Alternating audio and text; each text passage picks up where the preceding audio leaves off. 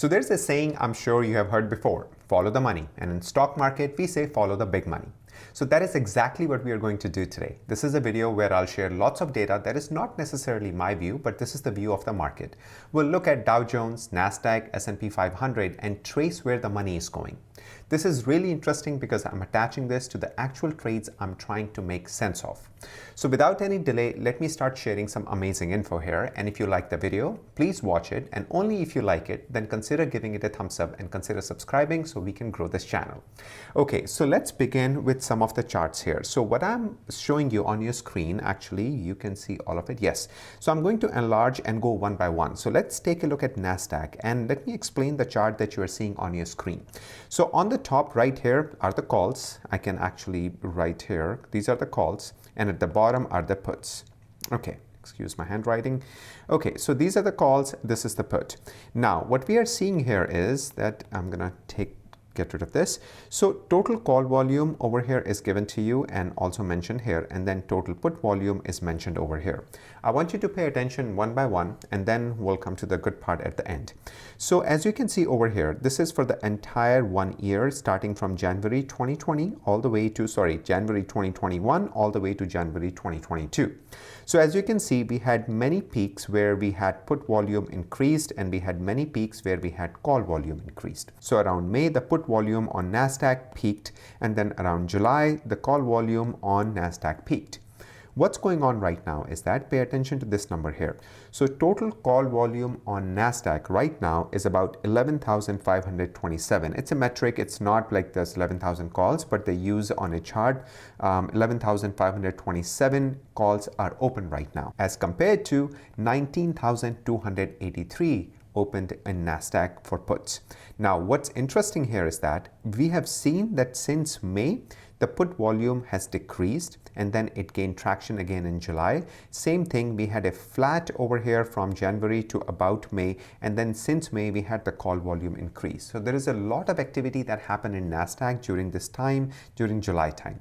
After that, the call has been coming down, but the put has been going up in spurts. If you can see here, 1, 2, 3, we have like 5 or 6 days where call or puts went over calls. This is call, this is put.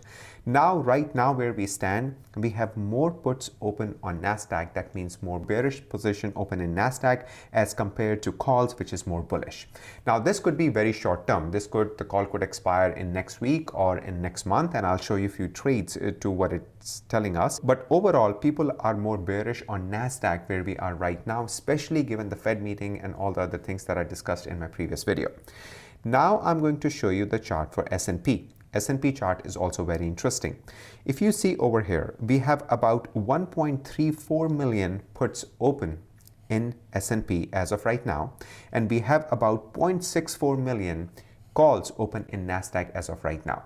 So this is really interesting of what's going on here as well. We have more put volume open in S&P as compared to call volume. Now, this could be hedges, right? This could be somebody who has a lot of shares and they don't want to lose their shares, or they're playing a hedge. But overall, put volume or more put volume means that people are more bearish in the market or for that sector. More call volume means people are more bullish on that sector. Could be hedge, could be buying, could be selling, but overall, this is what the market moves. Along with that, now take a look at Dow Jones. So Dow Jones, and this is really interesting. So Dow Jones doesn't have much call activity going on. It had more put activity that's going on throughout the year. So right now, we have about 15,904 calls open in Dow Jones as compared to only 3,531 puts open right now in Dow Jones. What this tells us is that people are more bullish on Dow or stocks that basically lives in Dow as compared to Nasdaq or S&P 500. As you can see, people are more bullish on Dow Jones as compared to S&P 500 or Nasdaq. So this is really interesting of what we are seeing. We are seeing that there are more calls open in Dow Jones as compared to S&P 500 and also as compared to Nasdaq. Now I'm going to show you some trades that took place just recently on Nasdaq and S&P 500, and you can see we have a lot of put right here. P. If you can see, it's kind of blurry, but you can see it's put that's coming out on stocks like Snap, PayPal, GitHub, Nvidia, iShares. This could be hedges, but it suggests that we are going to see some more pain coming in the coming days. So pay attention to this. We have Nvidia right here that's mentioned, and the puts on Nvidia is for January, 21st of Jan of 2022.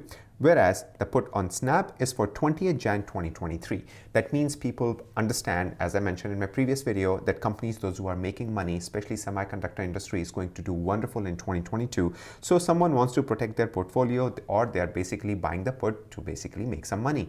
So that's what I think going on here for Nvidia in this case. And then you have Tesla over here. We have 14th Jan 1.1K, which is expiring next week. Somebody just wants to protect. They don't believe that Tesla will be under that in the long term, but they just want to make some money by buying a put or selling a put. And same kind of trade kind of took place on S&P 500 as well, where people are feeling more and more bearish as compared to Dow Jones. Dow Jones had some call activity on the stock, and we know that a lot of Dow Jones stocks are actually doing good. So this is the data that I'm seeing. I'm on both sides of the trades. I have a January 2023 Tesla call, and I also have January 14 Tesla put. So information like this help retailers like us make informed decisions. Now, no one knows what's going to happen, but one thing is for sure, that we are going to see some extreme price movement in the coming days, as I discussed in my previous video. Comment and let me know how you have prepared to take advantage of this momentum, and also if you think we are going to see a positive or negative 2022. And for more in-depth conversations, please consider joining our Patreon and Discord. Links are in the description below.